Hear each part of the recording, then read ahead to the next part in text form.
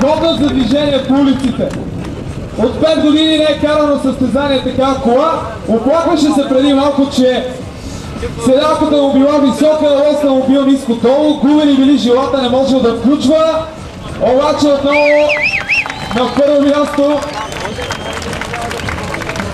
Отново казвам, двигателят в тази кола е двигателят, който беше в колата на Кирил Палазов, шампиона и рекордьор на България за момента.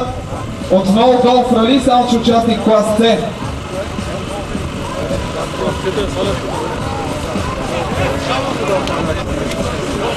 И така, ако сте готови, след толкова прегръдки за награждаване, ще помоля публиката да аплодира класиралият се на трета позиция Владислав Георгиев.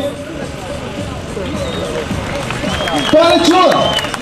Владислав Георгиев, трето място, клас 3 за пояне на почетната столичка. Приска вода малко от мокетчето по нея, но няма начин. Купа шампанско за третата позиция.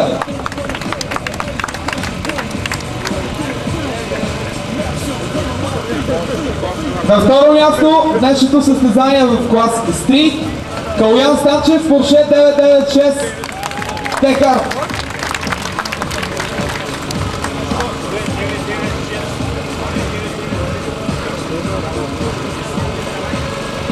Колата на Калуян Станчев, както казахме вече, е доработена в Track Power.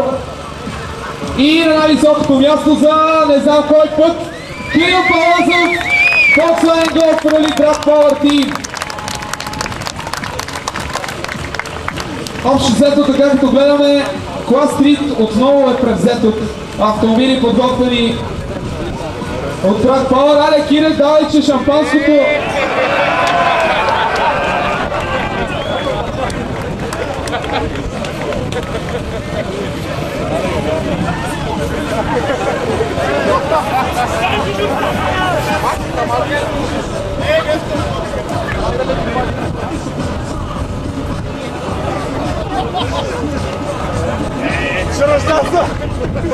Честито на първите трима в класа, много сериозно подготвени автомобили с изключително силни времена, 11 секунди коли по улиците не се движат много често.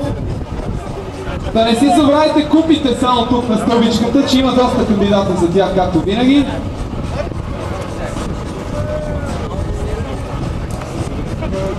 Приканвам отново всички участници в клас 3 да се отправят